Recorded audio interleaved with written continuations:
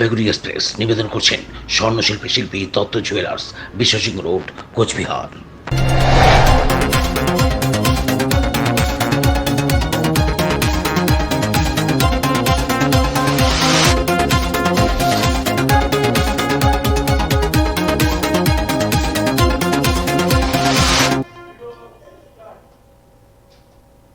নমস্কার, digital Bangla Jalpaiguri express আপনাদের সকলকে স্বাগত। আপনাদের সাথে আমি গার্গী। চোখ রাখবো এই মুহূর্তে জলপাইগুড়ির কিছু গুরুত্বপূর্ণ খবরে।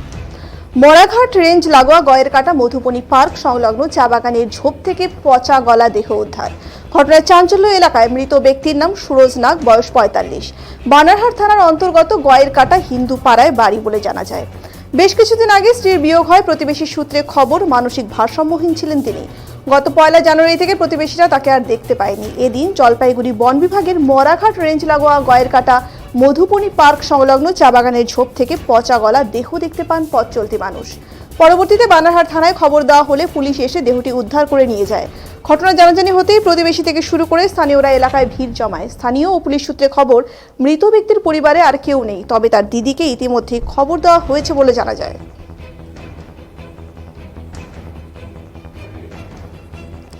সুপারি গাছ ভেঙে পড়ে মৃত এক প্রতিবেশীর বিরুদ্ধে লিখিত অভিযোগ ময়নাগুড়ি থানায়। সুপারি পাড়তে গিয়ে গাছ ভেঙে মৃত্যু হলো এক ব্যক্তির। এই ঘটনায় প্রতিবেশীর বিরুদ্ধে ময়নাগুড়ি থানায় লিখিত অভিযোগ জমা করলেন মৃত ব্যক্তির পরিবার। সোমবার সকাল 11টা নাগাদ ঘটনাটি ঘটেছে ময়নাগুড়ি ব্লকের আমগুড়ি ভাদুরবাড়ি এলাকায়। জানা গিয়েছে মৃত ব্যক্তির নাম চিত্তমোহন সরকার, বয়স 60। জানা গিয়েছে বাড়ির পাশের এক সুপারি বাগানকে কেন্দ্র করে চিত্তমোহন সরকার এবং প্রতিবেশী সনিকা রায়ের মধ্যে বিবাদ ছিল দীর্ঘদিনের। সেই বিবাদের জেরেই সোমবার সকালে সুপারি পাড়াকে কেন্দ্র করে দুই পক্ষের মধ্যে বচসা বাঁধে। দুই পক্ষই সুপারি গাছে উঠে সুপারি পাড়তে থাকে বলে জানা গিয়েছে। সেই সময় আচমকা চিত্তমোহন সরকার সুপারি গাছ ভেঙে মাটিতে পড়ে যায়। গুরুতর আহত অবস্থায় তাকে উদ্ধার করে ময়নাগুড়ি গ্রামীণ হাসপাতালে নিয়ে গেলে কর্তব্যরত চিকিৎসক তাকে মৃত বলে ঘোষণা করেন। যদিও চিত্তমোহন সরকারের পরিবারের অভিযোগ, সুপারি গাছে সুপারি পাড়তে উঠলে প্রতিবেশী ভাষ্যপ্রতিম রায় ও তার মা সনকা রায় তাকে পাথর দিয়ে ঢিল দেন, গালিগালাজ করেন, এমনকি মারমুখী ভঙ্গি করেন বলে অভিযোগ। যার জেরে ভয় ভীতি পেয়ে গাছ থেকে নামতে গিয়ে গাছ ভেঙে মৃত্যু হয়েছে বলে অভিযোগ তার পরিবারের। রীতিমতো এই নিয়ে ময়নাগুড়ি থানায় লিখিত অভিযোগ জমা করেন চিত্তমোহন সরকারের পরিবার। যদিও সমস্ত অভিযোগ অস্বীকার করেছেন অভিযুক্ত প্রতিবেশী পরিবার। সনকা রায়ের ছেলে ভাষ্যপ্রতিম রায় ফোন মারফত জানান, সুপারি পাড়াকে কেন্দ্র করে ওরাও গাছে ওঠে, আমরাও উঠি, কিন্তু আমরা কোনো ঢিল দিইনি। ও নিজে থেকেই গাছ থেকে নামতে গিয়ে গাছ ভেঙে পড়ে যায়। এদিকে অভিযোগ জমার পরেই তদন্ত শুরু করেছে ময়নাগুড়ি থানার পুলিশ। কাকা হয়, কি নাম? চিত্তমোহন সরকার। বয়স কত? বয়স তো কাগজে আছে 60। আচ্ছা, বাড়ি কোথায়? আমগুড়ি ভাদুরবাড়ি। তো কি হয়েছে ঘটনাটা বলেন তো? ঘটনার সময় তো আমি বাড়িতে ছিলাম, আমি যেটা শুনছি আর কি, যে সুপারি গাছগুলো নিয়ে কেচাল ওদের, ওগুলো বন্ধ করা ছিল। পাড়াপতি হিসেবে আমরা বন্ধ করেছিলাম যে দুই পার্টিকে পাড়াইতে হবে না। তারপরে আমি তো বাড়িতে ছিলাম না। তারপরে ওরা নাকি তখন ওরা দুই পার্টি সুপারি পাড়ে থেকে দুই পার্টির মধ্যে একটু দ্বন্দ্ব হয়। দ্বন্দ্ব হওয়াতে ইনিও গাছে উঠেন, ওনারাও গাছে উঠে। তারপর ঝগড়াঝাটি হয়, গাছ নাকি ঢিল ছিল ছুড়াছুড়ি হচ্ছে নাকি, ওটা তো বলতে পারলাম না, আমি তো দেখি নাই। ওই তখনই গাছ ভেঙে মাটিতে পড়ে যায়। ওইখানে ওই জমিটা নিয়ে কেচাল, ওই জমিটা আমার স্বামীর নামে আছে। হ্যাঁ, এতদিন আমার জেঠা শ্বশুর নিয়ে খাচ্ছে, এখন জেঠা শ্বশুর নাই, মারা গেছে। জেঠা শ্বশুরের মেয়ে আছে, ও এখন জমিটা আমাদের জমিটা ও খাচ্ছে। তার জন্য আমার স্বামী বলতেছে যে আমার জমি তুই আমাকে ছেড়ে দে। ও দিবে না। আজকে সকালবেলা সুপারি গাছ ওরা গাড়পেলে করে সুপারি গাছগুলো পাড়াচ্ছে, সুপারিগুলা। তখন আমার স্বামী যায় বলে যে সুপারিগুলা পাড়াচ্ছ কেন, একটা মীমাংসা হোক, তারপরে কে পাই, হয় তুমি পাবা কি আমি পাবো। আচ্ছা, তারপরে পড়ে যায়। হ্যাঁ, তখন সুপারি গাছ থেকে আমার স্বামী নামার পরে হাগুদাগু করে পড়ে গিয়ে। মেধা অন্বেষণ পরীক্ষায় রাজ্যে প্রথম ময়নাগুড়ি সাপটিবাড়ি বিএফ বিদ্যালয়ের 3য় শ্রেণীর ছাত্র শুভজিৎ। নবপরিবর্তন ধারা নামক এক সংগঠনের তরফে আয়োজিত মেধা অন্বেষণ পরীক্ষায় রাজ্যের সেরা স্থান অর্জন করলেন ময়নাগুড়ি ব্লকের সাপটিবাড়ি গ্রাম পঞ্চায়েতের পণ্ডিতের বাড়ি এলাকায় শুভজিৎ রায়। সে 3য় শ্রেণীর ছাত্র। সাপটিবাড়ি বিএফপি বিদ্যালয়ে 3য় শ্রেণীর ছাত্র। গত বছরের 29শে সেপ্টেম্বর নবপরিবর্তন ধারা থেকে রাজ্যব্যাপী মেধা অন্বেষণ পরীক্ষা অনুষ্ঠিত হয়। সেই পরীক্ষায় 100-র মধ্যে 100 নম্বর পেয়ে নজর কেড়েছে শুভজিৎ। রীতিমতো তৃতীয় শ্রেণীর স্থান অর্জন করেছে সে। তার এই সাফল্যে খুশি তার পরিবার সহ স্কুল শিক্ষকরাও। জানা গিয়েছে ছোট থেকেই অত্যন্ত মেধাবী ছাত্র ছিল শুভজিৎ। পরিবারের অচলাবস্থার কারণে সরকারি প্রাথমিক বিদ্যালয়ে পড়াশোনা করে সে। আর সেই স্কুল থেকেই মেধা অন্বেষণ পরীক্ষায় অংশগ্রহণ করে নজর কাড়া ফল তাক লাগিয়ে দিয়েছে গোটা রাজ্যবাসীকে। তবে এই সাফল্য যেমন খুশি তার বাবা মা সহ তার পরিবার, তেমনি আনন্দিত তার আত্মীয় স্বজনেরাও। শুভজিৎ রায়, তুমি এখন কোন ক্লাসে পড়ো? ক্লাস 4। আচ্ছা, কিছুদিন আগে একটা পরীক্ষা হয়েছিল নবপরিবর্তন ধারা, সেখানে তুমি রাজ্যের মধ্যে প্রথম হয়েছো। কেমন লাগছে? খুব খুশি, ভালো।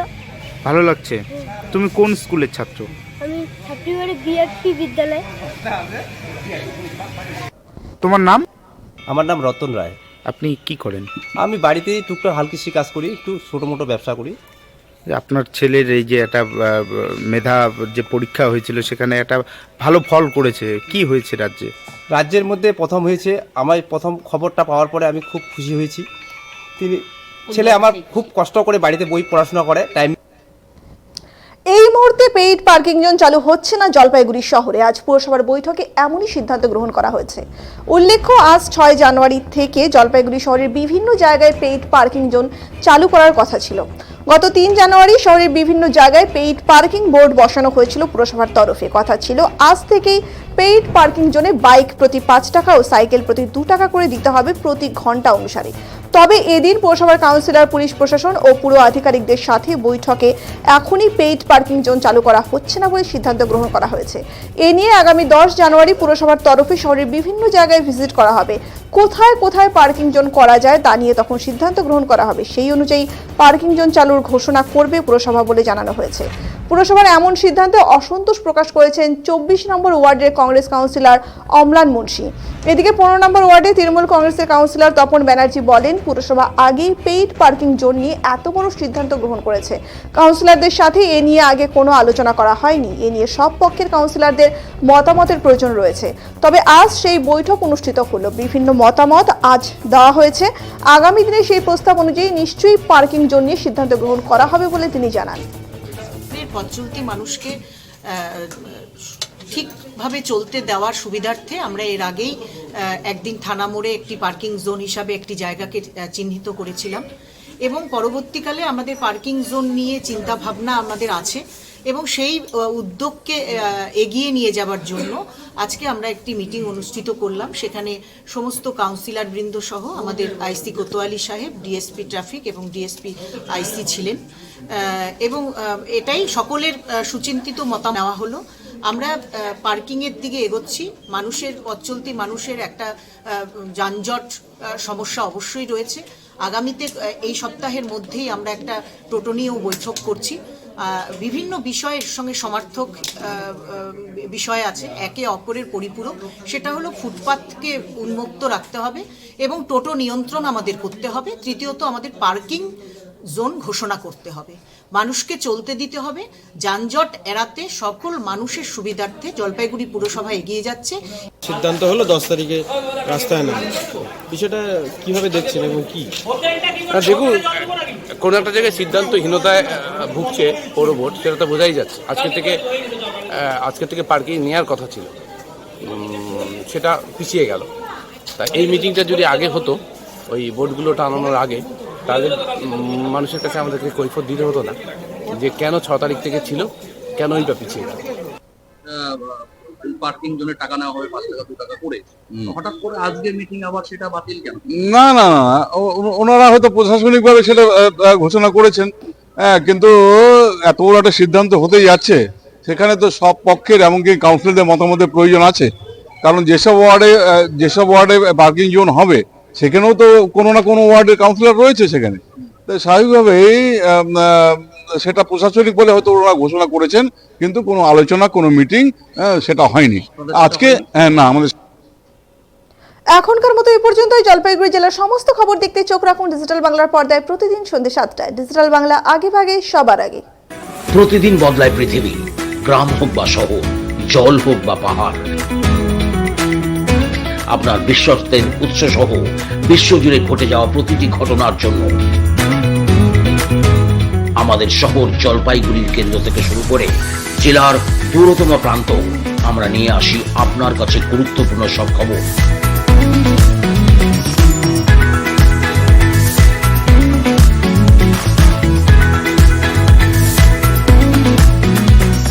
যখনই হোক, যেখানেই হোক, আমরা থাকছি আপনার জন্য।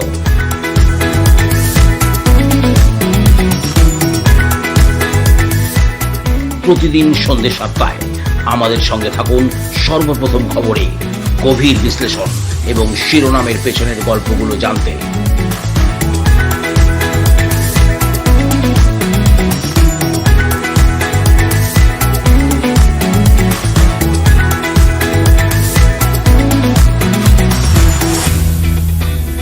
জলপাইগুড়ি এক্সপ্রেস, সচেতন থাকুন, সংযুক্ত থাকুন।